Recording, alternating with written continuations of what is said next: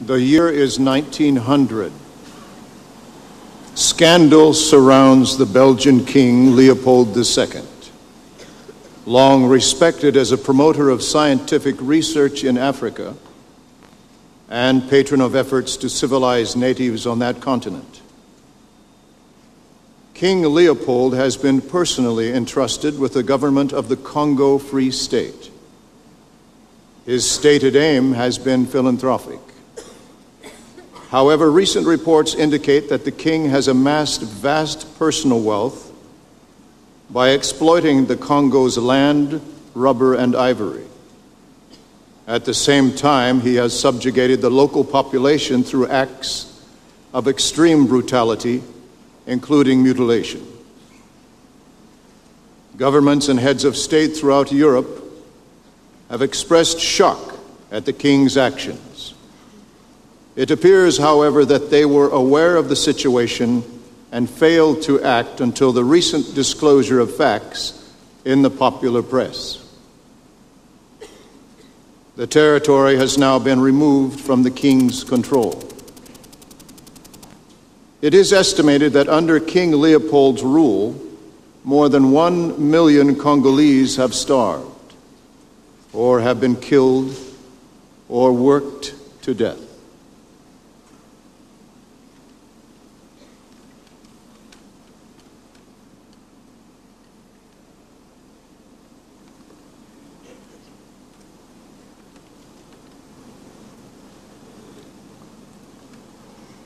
No, Dr. John, no.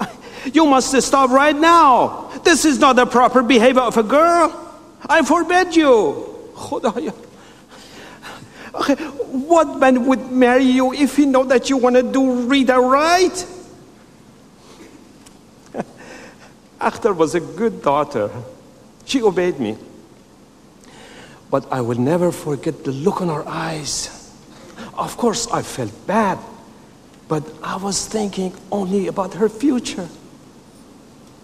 Anyway, she went back to the carpet weaving, and I heard no more about reading and writing business. One day, not too long, a Baha'i teacher honored me to have a cup of tea in our house. As we were sitting, a slight gust of wind came through the window, and from the over shelf up there, a piece of paper just flew down and landed right on the teacher's lap. I was embarrassed. Then I tried to pick it up, and he made a comment. This is not bad handwriting. Whose is it? I confessed, well, this is my daughter Akhtar's handwriting. She was trying to teach herself read and write. Then I had to put stop on it. Why did you do that? He asked.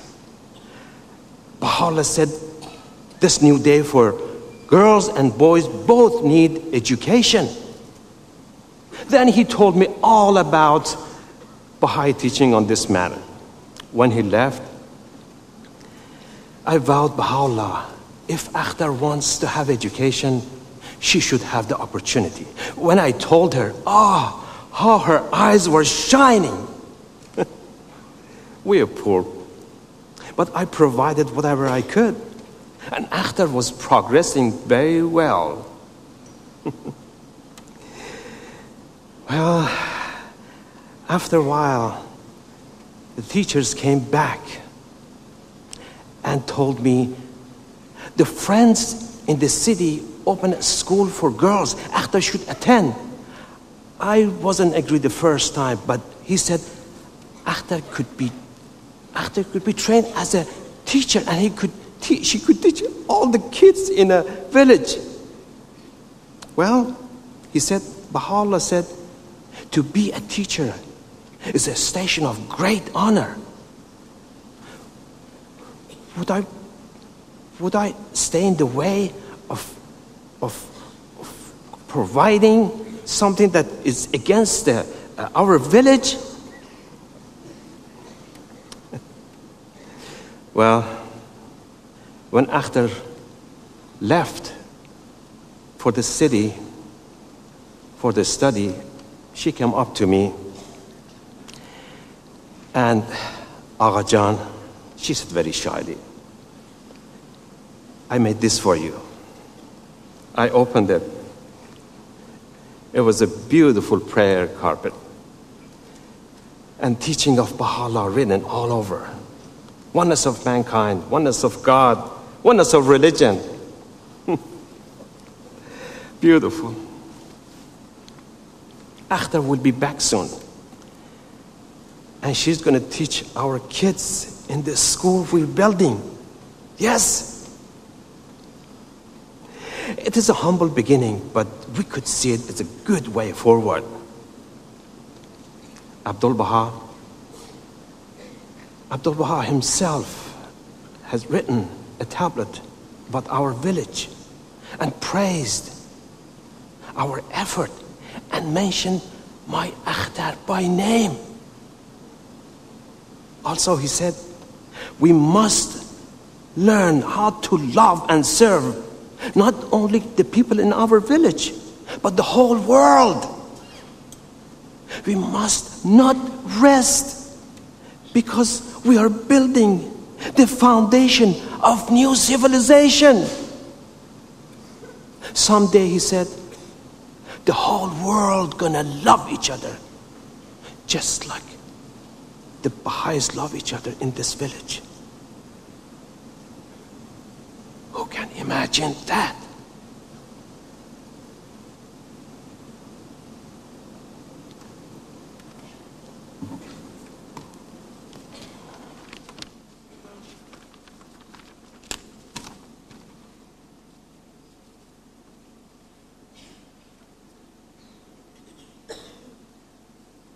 The year is 1912.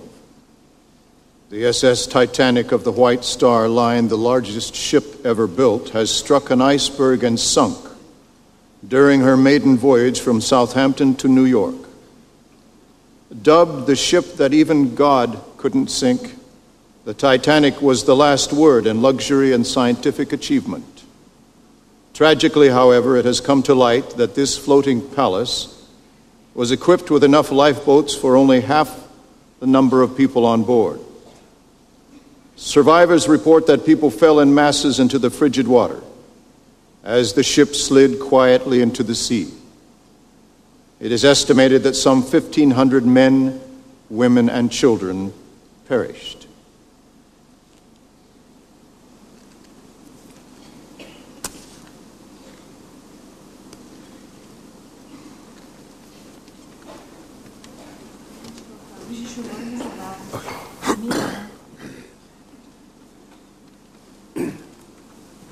Perry, is that you?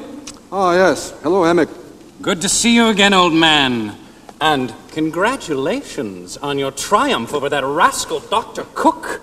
You must feel quite vindicated now that you've been recognized as the real discoverer of the North Pole, eh? Well, thank you, Henrik. Yes, well, it is good to have the controversy finally put to rest. Although I must say the whole affair has somewhat embittered the sweetness of my success. So you're here to meet the great man from the East, too, are you? Well, actually... The apostle of peace? I was just presented to him, and it was the most singular experience. He took me firmly by the hand, looked me in the eye, and said, just as there is unity among the states in the United States, there can also be unity among all the nations in the world. What a preposterous notion. One marvels at how he came up with such an idea, living in prison in the outreaches of the Ottoman Empire. One also wonders what on earth he's doing in this country at all, considering his advanced age. And then Abdu'l-Baha pointed to me and said, I appoint you, Lua, to be the herald of the covenant. The words hit me like a thunderclap. Me, my lord. The room seemed to be rocking like a ship in a tempest. I was blinded by the light that flashed from his eyes. Was there fire all around? Everything seemed ablaze. His voice rang through the roaring in my ears, and as if from a great distance I heard him say, I am the covenant appointed by Baha'u'llah. Now you must go out and proclaim to everyone This is the covenant of God in your midst. And then the veils burned away, and I truly saw the Master in his servitude and his glory. Oh, recreate me, I begged. Oh, Master, recreate me so that I may do this work for thee. Quite the press of people in the reception room, eh? Yes, of all sorts by the look of it. Yes. Word has it that he is very liberal in his approach. They say he spoke to the Negro students at Howard University this morning, and that there was a bit of a sensation involving a colored man at the luncheon just prior to the reception. Yes, an astonishing incident. Total lack of protocol. Apparently the gentleman was conversing with one of his followers from the city, a Negro man named Gregory. And when he noticed that the man hadn't been invited to the luncheon, he just swept aside all the place cards, rearranged them to his own satisfaction, placing this Gregory to the right in the seat of honor. Egad, quite awkward for everyone present, I suppose. Well, that's just it. That's how astonishing it was. He just continued on as if a colored person would sit at such a table any day of the week, and made everyone else present feel the same way, too. Extraordinary. In your explorations, you've eaten with your colored man Henson on occasion, I suppose? Well, yes, of course, but it was entirely different. Circumstances we were on our way to the North Pole. The conditions were primitive, to say the least. Quite a contrast to here, Emick. Look, Henson's a good man. I couldn't have made it to the North Pole without him, I freely admit it. But, naturally, our social circumstances are worlds apart now that we're back in civilization again. Speaking of the pole, did this Abdul-Baha compliment you on your great victory? Well, yes, he did. As a matter of fact, I was impressed by how au courant he is on a number of subjects. I wouldn't have expected an Oriental to be informed at all. So he congratulated you then? Yes. He was extremely charming. He seemed to be aware of my many attempts to reach the pole. He even praised the diligence of my efforts. Although you can never tell with the Orientals. He discoursed most sweetly on the North Pole and how the world had been concerned with it for a very long time, where it was, what exactly was there, and he said that the strangest thing, he said that I should embark on an exploration to explore the mysteries of the kingdom of God. Whatever do you make of that, Emick? When Abdu'l-Baha came to America, none of us knew how to regard him. It wasn't until that day when he announced himself as the center of the covenant that we had a glimmer of understanding about his true station. He is the branch extended from the ancient root of the tree of life. He is the center of the covenant of God, and he who turns to him has turned to me. I looked around the room at friends and strangers alike, and I thought, we have all been recreated just by the fact that we are here listening to this. How can our lives ever be the same again?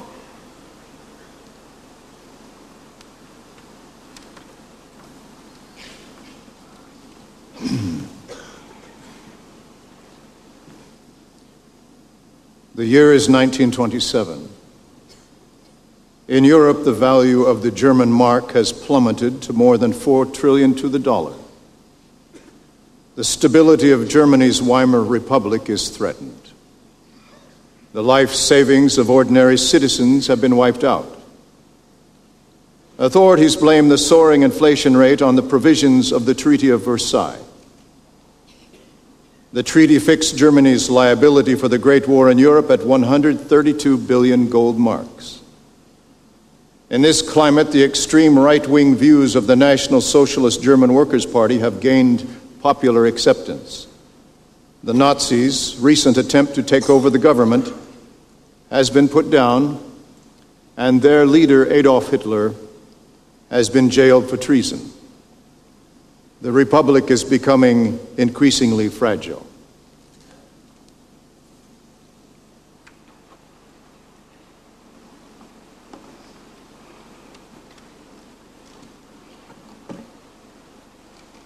It was during my stay in Bucharest in 1926 that I decided to approach the American minister about an audience to present the Baha'i message to Queen Marie of Romania. Oh, he was skeptical. "Miss Root," he said, "oh, it is utterly impossible. The Queen is not seeing anyone." I wasn't convinced. So I prayed about it. And then I sent her a copy of Baha'u'llah in the New Era with a brief note. And the next day, a letter of invitation came from the palace. Oh, how beautiful she was. And from her eyes flashed the light of a great spirit. And after she had greeted me, she said, "I believe these teachings are the solution for the world's problems today." Oh, how I loved her from that first moment. Our conversation was heavenly, and she began to write about the faith right away. Her articles appeared in more than 200 newspapers in the United States and Canada. The other day, a woman brought me a book.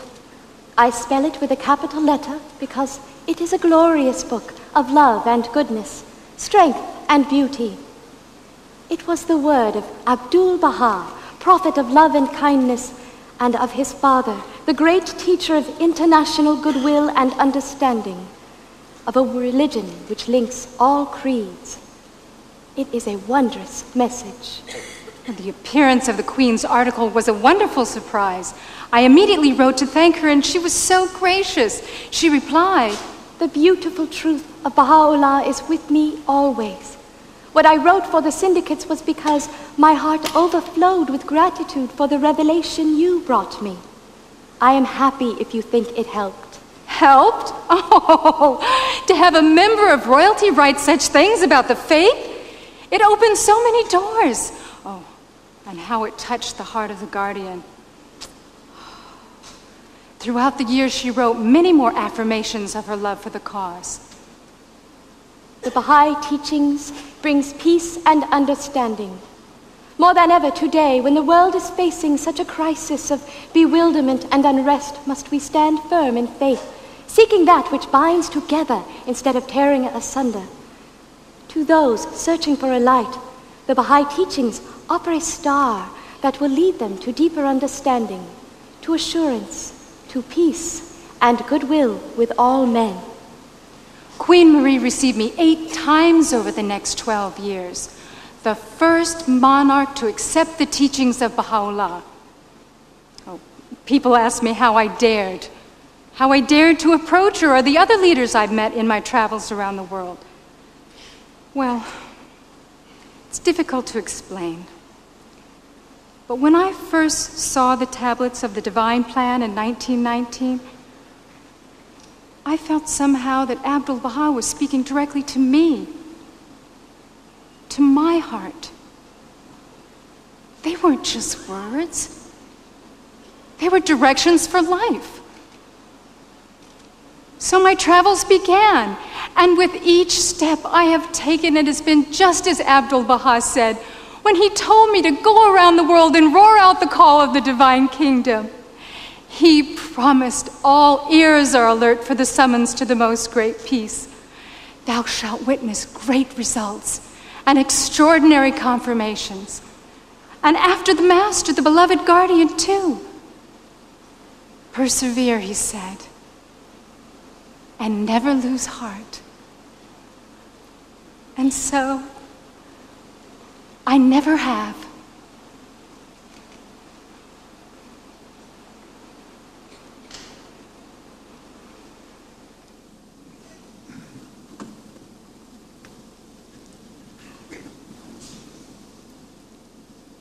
The year is 1956.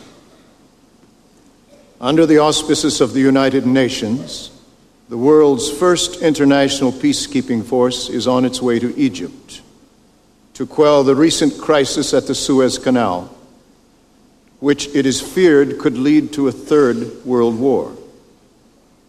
With the agreement of all parties involved, the United Nations Emergency Force will attempt to stabilize the danger zone with words rather than weapons. Force members are relying on the moral authority of the United Nations and the support of the international community for the success of their mission. The Suez Canal crisis is the latest test of internationalism that has gripped the globe since the end of World War II. The United Nations and its affiliates have been successful in fields such as health and the relief of refugees and children, but keeping the peace is proving to be a more formidable task, particularly in the current political climate of the Cold War.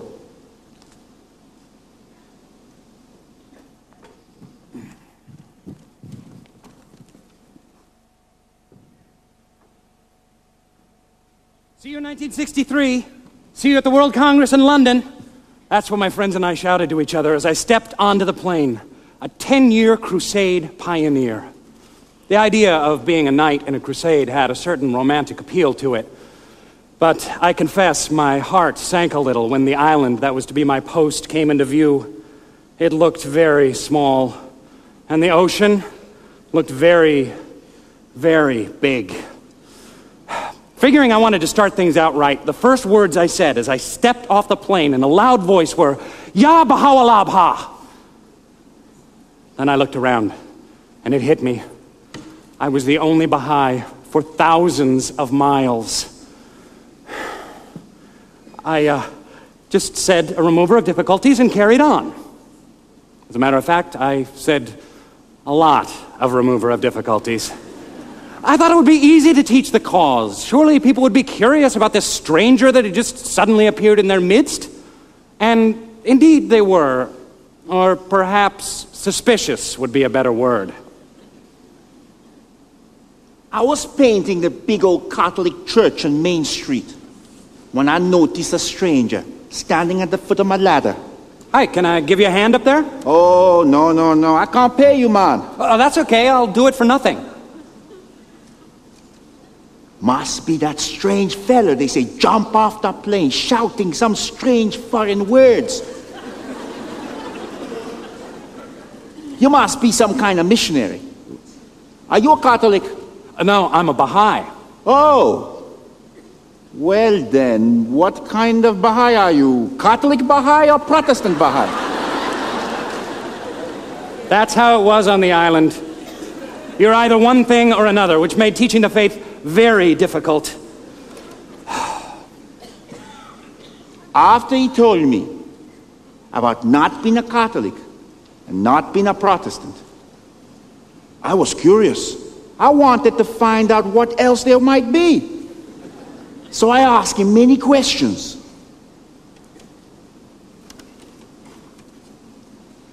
Until one day, I realized that I believe all these teachings and that I want to be a Baha'i too. My friends and my family was upset, but I can't deny that which I know is true.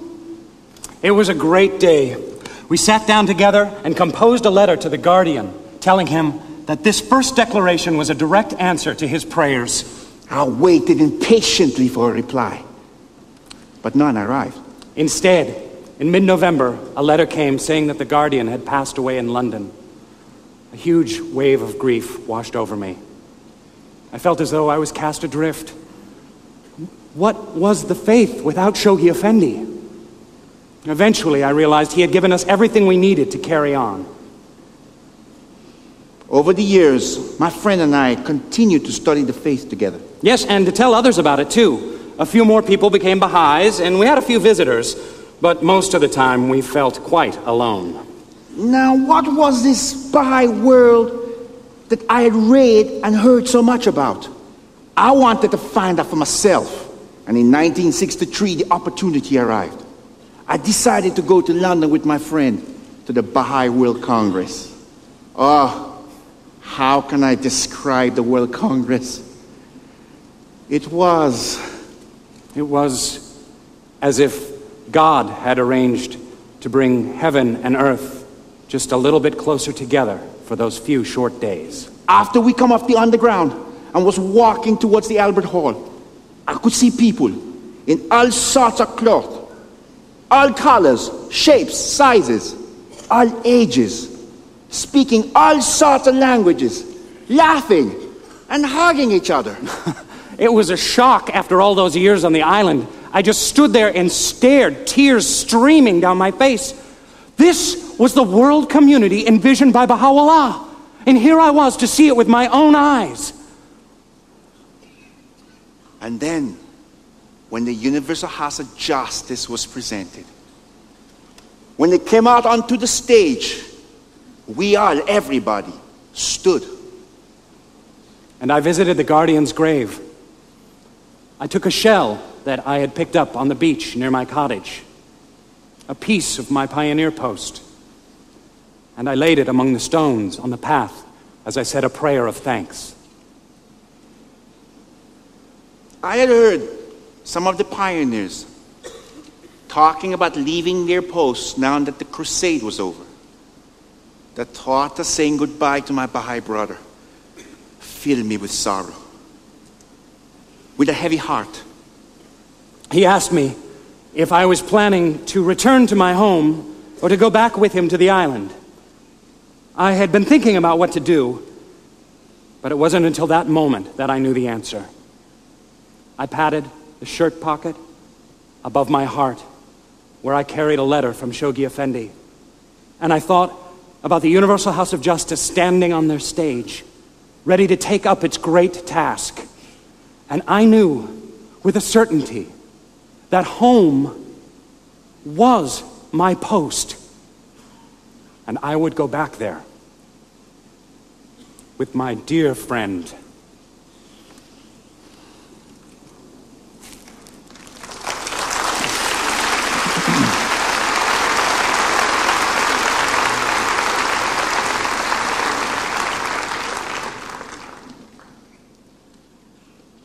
The year is 1979.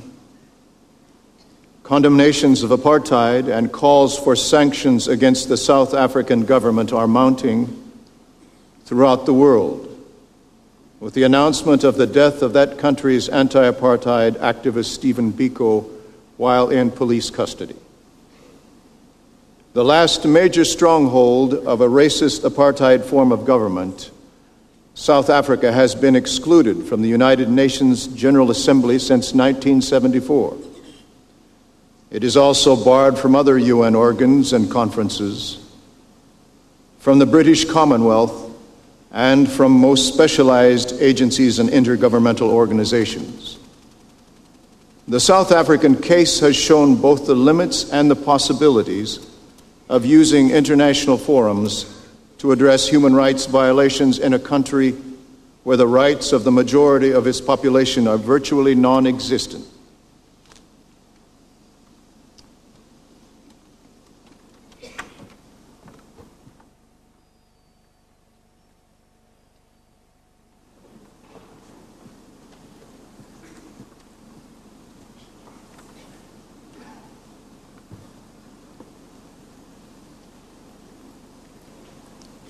The Baha'i international community deeply regrets that, again this year, it must draw to the attention of the United Nations Commission on Human Rights the continuing violation of the human rights of the Baha'is in Iran.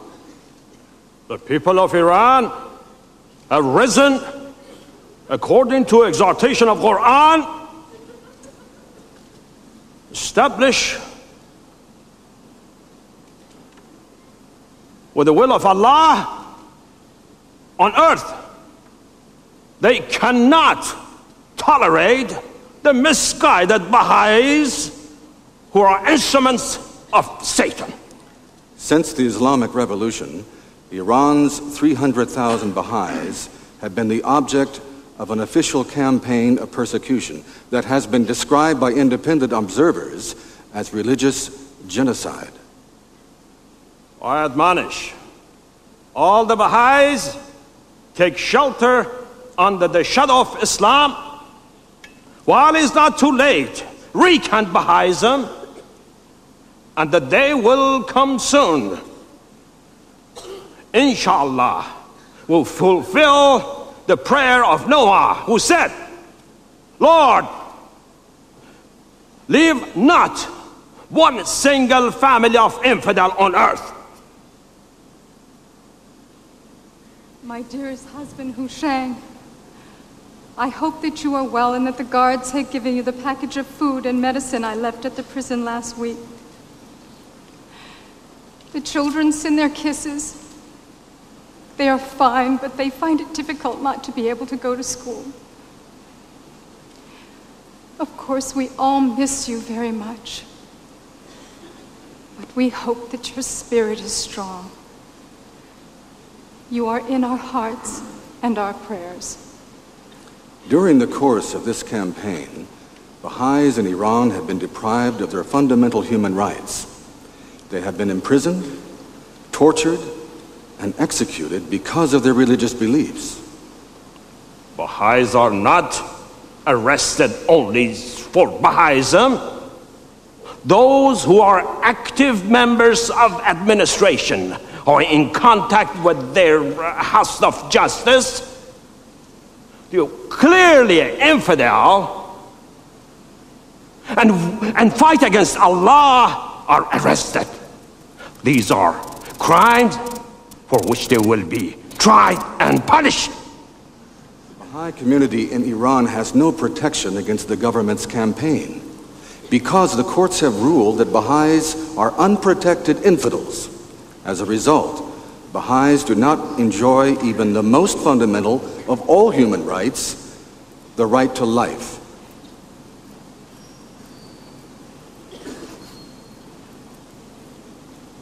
My dear wife, it is 5 minutes to midnight.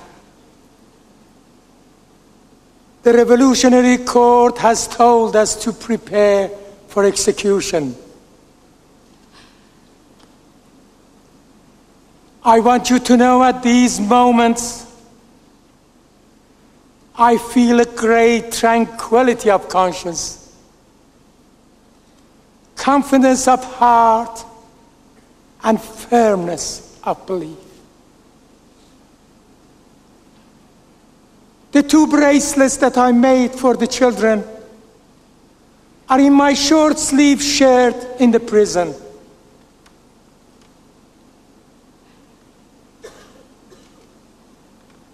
And there is a ring for you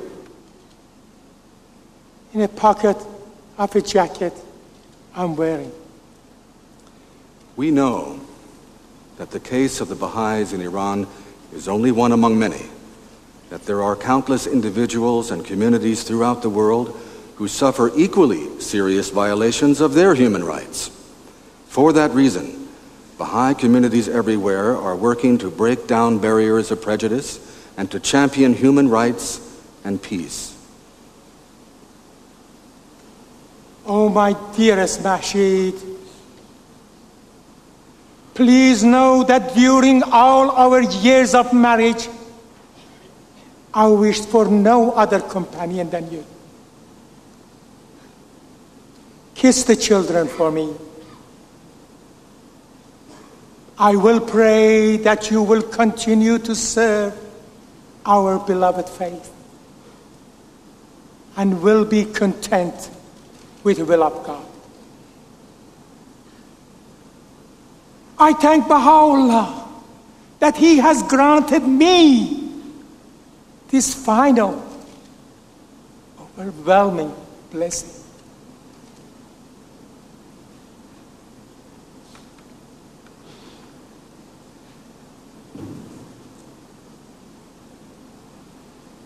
My dearest wife, are you well pleased with me?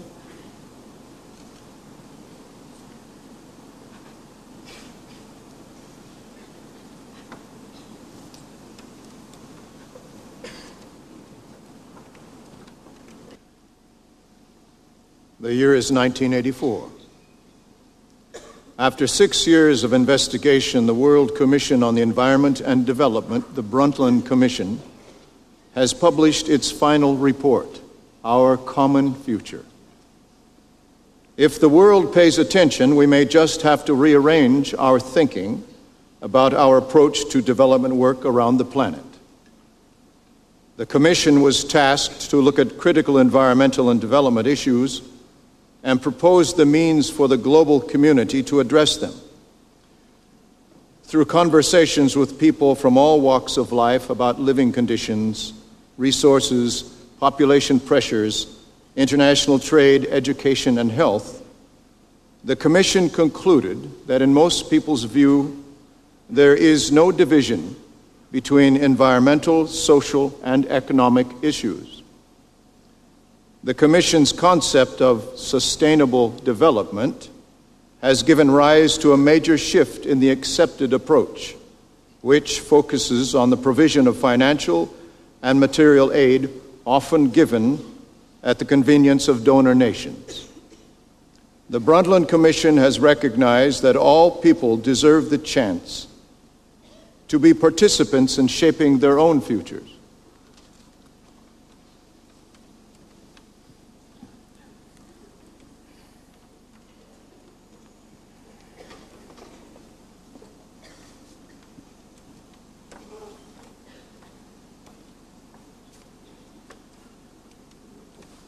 Refugee!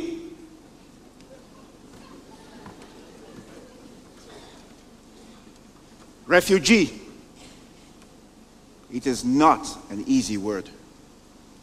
Everybody thinks poor, dirty, lazy, always taking, never giving, and they don't belong anywhere. That is how I used to think. Never did I imagine that I would be a refugee. When the war started, some friends and I were returning from the capital, Monrovia, to our homes, which was near the border with Ivory Coast. As we got closer, the situation became very bad. The bus driver refused to go any further, so we began to walk. We came across people running in the opposite direction, shouting at us to turn around and run. The rebel soldiers, they are killing anyone from our tribe that they can find. So we went into the bush, and we were creeping along as quietly as we could, when suddenly we were surrounded by soldiers with machetes and guns, machetes. Who are you?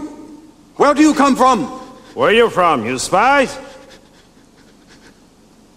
My heart was in my mouth, and I prayed to Baha'u'llah to help us.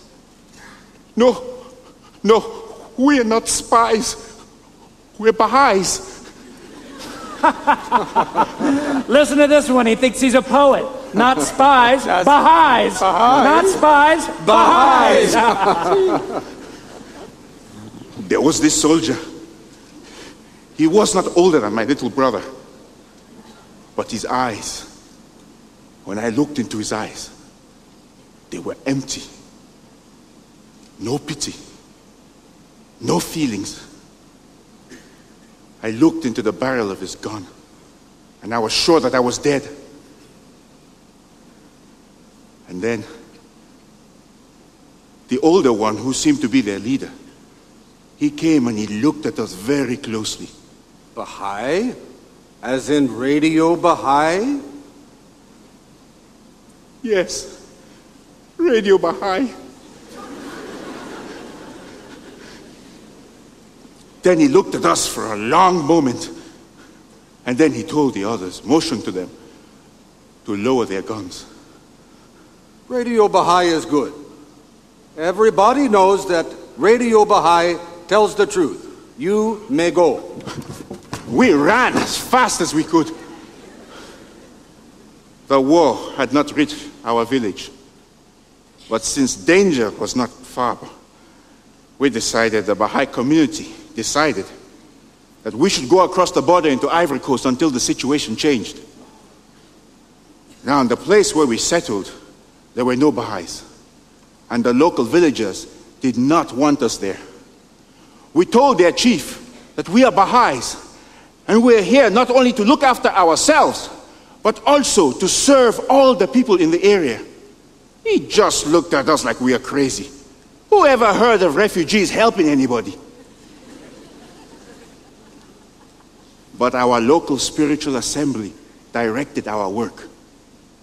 Our goal was to be self-sufficient. So we started some little agricultural projects. We farmed the land around the village with 9 hoes, 9 shovels, and 3 watering cans. The women started a chicken farm. The men and the youth dug fish ponds. We started a school for the children, and during their recess, they tended the garden.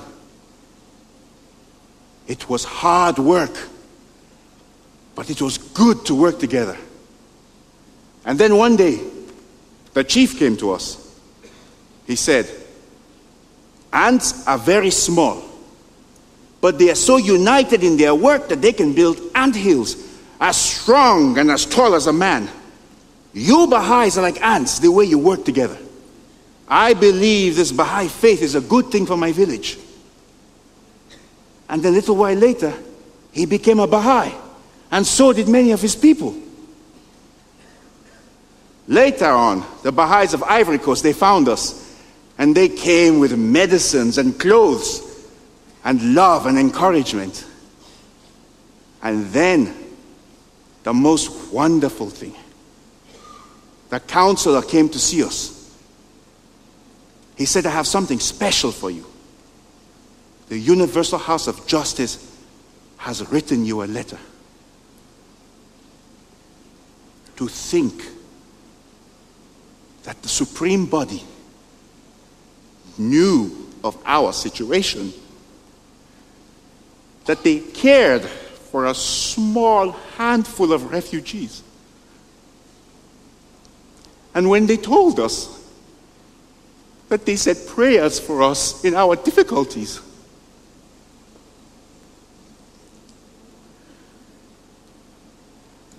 you know, when you go through agony, you get close to God. We had these teachings before the war, but we did not use them in the same way. It was not until we came through the bush with nothing that we experienced the power of this cause to sustain us and to transform us, so that even a small handful of refugees can live in dignity.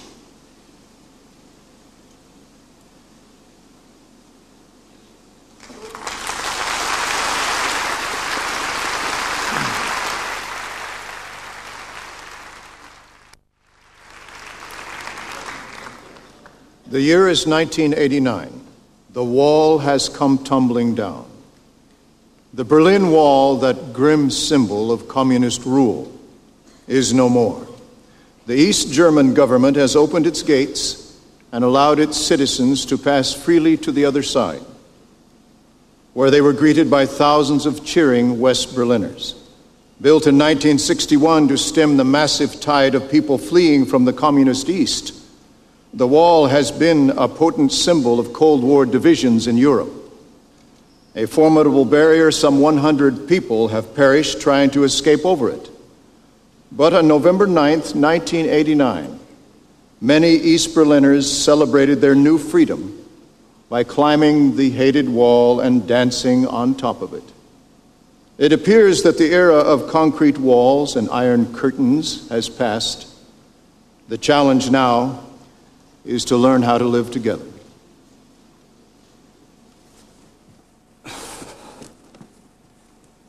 It is my habit to go out and walk in the night, to get away from our flat, which is very small and filled with too many people. My father's friends, drinking their endless bottles of vodka, talking their endless talk about how much better life was under the old system. I tell you, they have short memories. But if I remind them of this, then we get into another big argument, and my mother becomes upset, and my father starts to curse me, and my grandmother wakes up and starts to moan, and then I say things that I should not. So it is better to go out and walk in the night. Then at least I can think. But sometimes that is not so good either. What has happened to my family, to my country, I ask myself. What is the meaning of it? Poems and songs used to run around in my head, begging to be written down. But now, It has been months since I have picked up my guitar. Who can sing in such a place? It was in such a state that I found myself looking through a window of a small library on one of my walks. It was filled with people who were laughing and singing and talking and generally having a very good time. It was not my mood at all. I turned to go, and a woman came up to me and said, "Hello there," in English. Oh, American, I thought. Yes. Well, perhaps it is an English class, and my English was not so good, so I thought maybe I'd practice with her for a few minutes. That is when I first heard the strange and the mysterious word Baha'i for the first time. Baha'i. Baha'i. It had a certain magic to it. But I told her bluntly, I was not interested in religion. She said, "That is fine. Why not come inside and join us for some discussion and music and refreshments? Anyway, no pressure." "No, thank you," I said, and hurried off. I cannot explain why I found myself walking back down the same street the next night. Or the next. Or the next. The people inside were mostly English speakers and a few of my gullible young countrymen, taki and naivni. They clearly needed to be brought back down to earth. You come here with your utopian teachings. You have no idea how we in the Soviet Union have suffered. What it is like to live in a country which is collapsing like a house of cards, where nothing is left, no vision, no foundation, no future. How dare you come here, talk to us about world unity and peace? Night after night, they let me have my say. But clearly, I was not getting through to them. It was not that they were naive or stupid. No, they were quite intelligent, except for this belief of theirs. I could not figure them out. One night, after one of my objections, which I admit was a little long and perhaps a little loud, a young Russian guy took a small booklet out of his pocket and said, "Sergei, you have done a lot of talking here. Now, would you be so kind as to let me read you one of my favorite stories?" I could not see what this had to do with the topic at hand, but I nodded. He opened the book and began to read. "There was once a lover who sighed for long years, searching for his beloved, and wasted in the fire of remoteness. He read on and on, the story of this tormented man searching desperately for his beloved, being chased through the streets by a watchman. And when he had done, he turned to me and said very quietly, 'Sergei, do you not think it is possible that what we in the Soviet Union have most feared and what we have been trying to escape just might be the watchman in this story? And do you not think it is possible that this is what you have found here? That this is your story too?' The room was silent. How can I explain what happened in that moment? It was as if a door opened in my soul. All I know is that the poems are coming back to me. I even hear the music in my head again as I am walking. And I think that the future will sing its own song.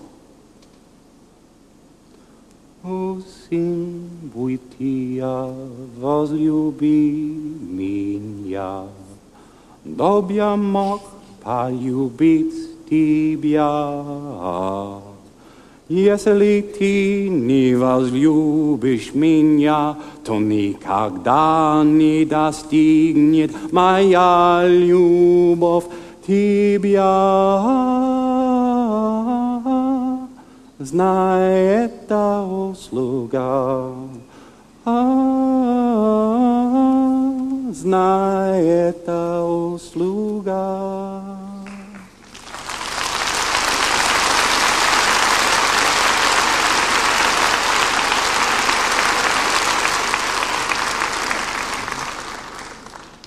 The year is 2001.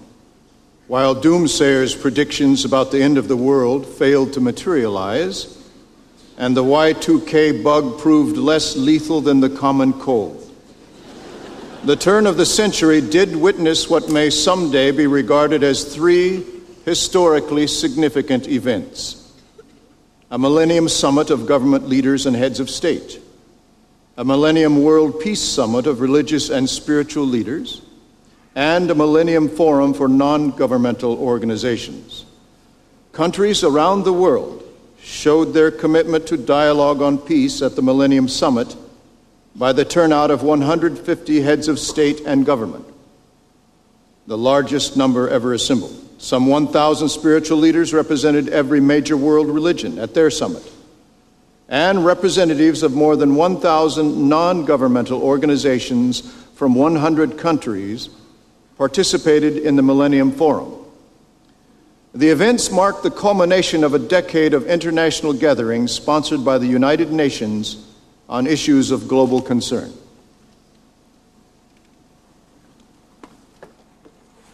Hola, amigos. Hola. ¿Cómo estás? It's so good to see you here. I am going to tell you a story about a cow.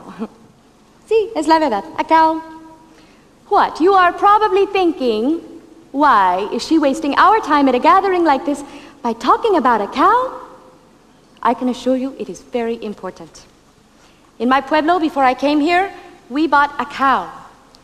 And I can tell you, it was a very spiritual process. Escuchen. First, the Baha'is called a meeting of everyone in our pueblo to consult about the health of our children, and we decided that it would be good for them to have fresh milk, yeah? So we should buy a cow. We could not qualify to get a loan from the bank to buy the cow, but we knew that our Baha'i Institute is part of a microcredit project. So we applied, and they said yes, we could get the loan to buy the cow, but only after we had taken a couple of courses. One was a course on how to manage the cow. Well, that made sense to everybody.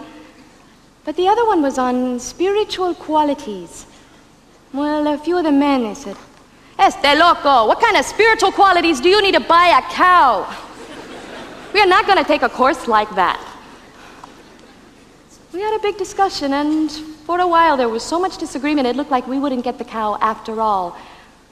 But then, old Senora Lopez, she stood up and said, "What is wrong with learning about spiritual qualities? It seems to me that in recent years, in our pueblo, those values have gone to sleep. Maybe the course will help to wake them up again. Love and unity between us must come first, not material things." The whole room was quiet after she spoke. Everybody realized she was right. And after we finished the course, we all saw that we could never have worked together to buy the cow and care for her without all of us understanding things like trustworthiness and honesty. So, if buying a cow is such a spiritual process, we thought, what about the education of los niños? The training of our youth, the lives of our families, the development of our whole community. And so the Institute process has really changed the way we think about everything. Through study courses, we have come to see ourselves differently, as what we really are. Noble beings, people who can make things happen, make change happen. We are still crazy lovers of Baha'u'llah, but we are systematically crazy.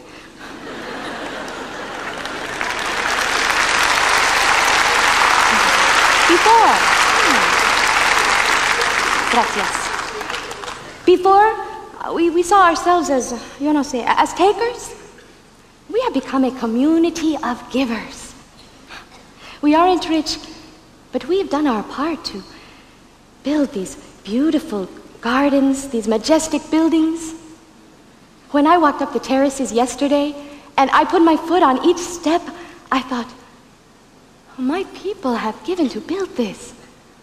Maybe one step, maybe two or three.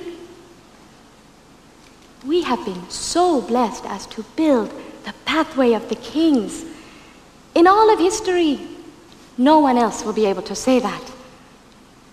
It is so mysterious and beautiful how all of these processes are intertwined. All over the world, the leaders of the countries are learning to talk to each other to find some kind of unity and solve their problems.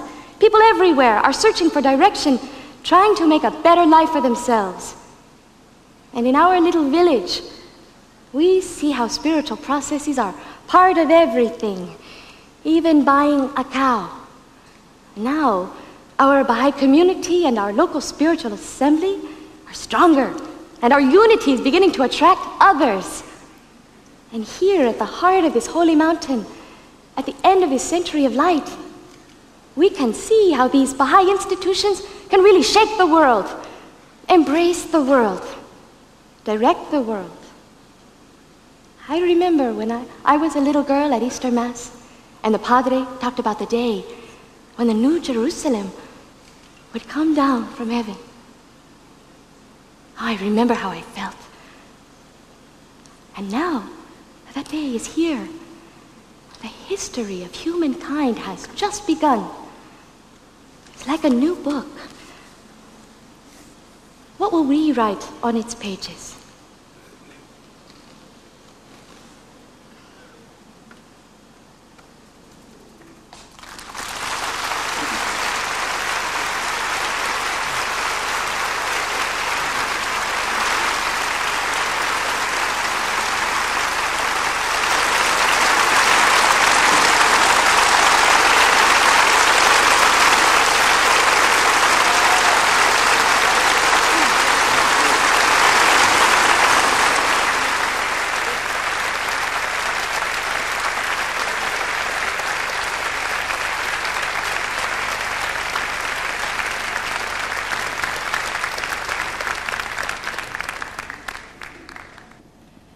Dear friends,